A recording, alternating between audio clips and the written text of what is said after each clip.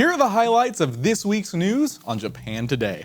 I'm Nathan, and if you want a child in Japan, you should know that the number of babies born in Japan is at a record low for the 8th time. The amount of births last year went down to 758,631, which is 5.1% less than the previous year, 2022. To no surprise, marriages have also fallen 5.9% to 489,281, and since out-of-marriage births are uncommon in Japan, this data brings grave concerns for the future of the country, as this is the first time in 90 years that the marriage count is lower than 500,000. So what happened 90 years ago then?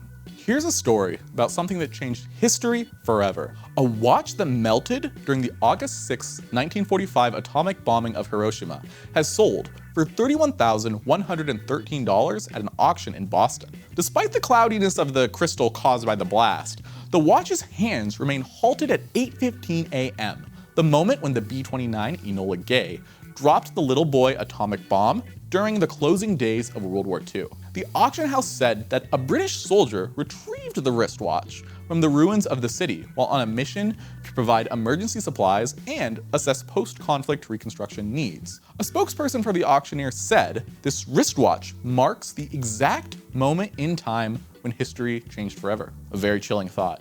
Tourists are coming in by the plane load every day. Japan received more than 2 million visitors for an 8th consecutive month in January, setting the stage for a potential record year for tourism. And boy, can I tell by going outside on these streets. The number of foreign visitors for business and leisure was 2.69 million in January, down slightly from 2.73 million in December, the Japan National Tourism Organization reports. Tourism to Japan all but halted during the COVID-19 pandemic, but the industry started to recover last year thanks to the rapid depreciation in the yen that made Japan a bargain compared to many destinations, and the opposite of a bargain if you want to leave the place. Travelers from South Korea, Taiwan, and Australia set an all-time record for any single month in January. But tourism from China is still far below pre-pandemic levels, when mainland travelers made up nearly a third of all visitors and 40% of tourist spending. Japanese Prime Minister Fumio Kishida will address a joint session of Congress during his official visit to the US in April. And I know it's April, but come on, no April Fool's Day's jokes. This is a serious state visit. But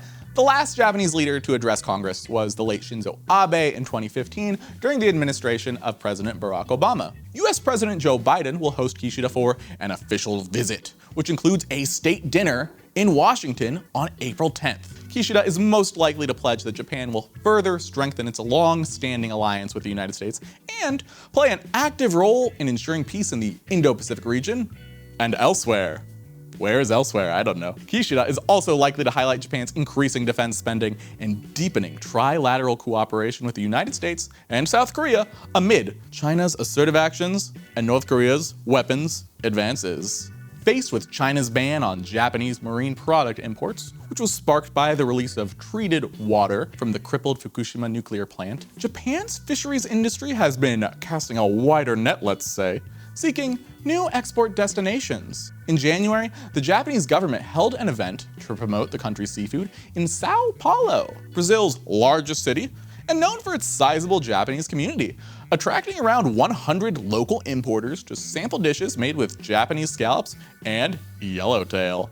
However, the future of trade relations with China remains uncertain because of the seafood ban. Yasuhiro Yamazaki, president of a wholesaler at Tokyo's Toyosu Fish Market, is among the many affected by the ban and has been forced to turn to new buyers. His search for new customers has led him across the globe. In each location, he has personally showcased his premium seafood, especially bluefin tuna, all of which was once destined for China, in hopes of winning over new partners. Yamazaki made several remarks such as, "To our surprise, many countries were ready to embrace our seafood," and "It's disheartening to see a neighboring country, so close to us, becoming increasingly distant." He even noted that sales have not only recovered, but have even improved. Looking at a photo of the event in Brazil, one Japan Today reader points out that for the group of 6 people seated here, I've counted approximately 32 glasses on their table. Maybe they're trying to get them drunk before plying them with the delicious seafood. This is the third story about China. And now we have an update on Japan's first moonlander, Slim. It survived another cold lunar night last Sunday, a lunar night being 2 weeks for us Earth folk. This is Slim's second lunar night, and it was heralded as a miracle by the Japan Aerospace Exploration Agency. As honestly, this lander was not supposed to survive such harsh conditions, like the minus 170-degree temperatures, or the probe landing the wrong way up. As Slim continues the endless 9-to-5 cycle of sleeping and working, oh, he's just like me, it powers on through the elements, collecting moon rocks so us humans can learn more about the moon's origins. Oh moon, where did you come from?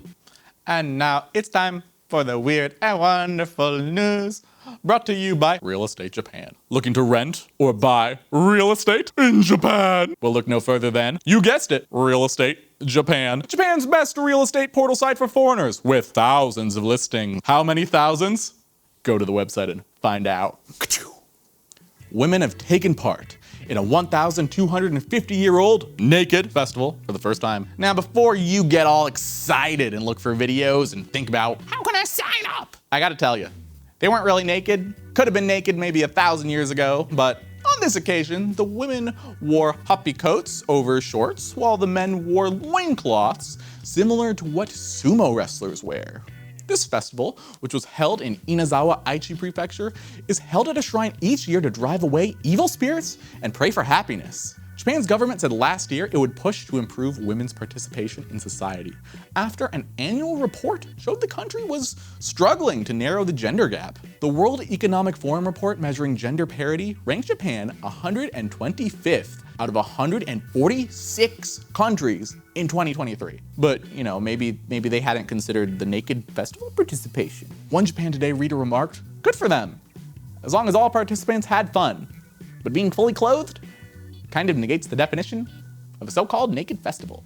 One of the most common crimes in Japan is conning elderly people out of their money. The exact method can vary, such as pretending to be a family member in trouble, classic, but it often involves getting the victim to make a bank transfer. And thanks to mobile phones, criminals can guide their victims through the process right at an ATM without ever having to appear in person. This makes it pretty hard for the police to track down the thieves, let alone try and stop the crime from happening in the first place. The National Police Agency, however, has announced a new plan. You guessed it, baby, AI. AI will analyze security camera footage of people using ATMs, and if they are seen using a mobile phone at the same time, a video warning will be displayed on the teller machine. This video features singer Keita Tachibana, who points a very enlarged finger at the viewer and says, "Warning! That phone call is a fraud! Hang up right now!" I wonder how good the AI actually is though. It can't know who you're talking to, so if you're at the ATM talking to a bank employee because the machine just ate your card, or maybe you're just chatting to a friend, is Keita-kun going to suddenly shout, "Hang up right now!" Point his big old finger at you? How big is his finger? Is it as big as the moon? Maybe Slim will land on it. Get your finger out of my face, Keita-kun. No way, Jose. The Tokyo government plans to establish an ordinance aimed at preventing customer harassment, which refers to unreasonable demands and insults directed at companies or store employees by very angry customers. And this has become a very serious problem in Japan in recent years, with irate customers blowing their top and demanding workers get down on their knees to apologize for what they perceive as a bad attitude or poor service, as well as numerous insults and verbal abuse hurled at staff. It's particularly bad at retail outlets such as convenience stores. The physical and mental abuse has taken its toll on employees, causing many to quit their jobs, as well as some cases of harassed employees reportedly committing suicide. You may have noticed that in some shops, frontline staff have stopped wearing name tags. Now you can probably guess why. Unfortunately, the proposed ordinance will not include penal provisions for violation, which means it's meaningless, but go Japan, Tokyo ordinances, I guess, okay. Next time you're in a store, maybe consider being nice. Wouldn't that be cool? God, imagine what these people are gonna do when the robots are serving us. Ay. Japanese online dating portal, Matching App University, recently polled its users to see what sort of hobbies make a person more or less attractive as a potential dating partner. Let's take a look at the results. Hobbies that women find attractive for a man to have include cooking, watching movies, travel, and music appreciation. So far, so good. On the other hand, what hobbies do women find unattractive for a man to have? For starters, pachinko is a no-no, as well as playing mahjong, video games, and airsoft. Now, let's see what hobbies that men find attractive for a woman to have. Cooking is number one, because we're in 1950 apparently, followed by watching movies, playing video games, reading manga, and liking animals.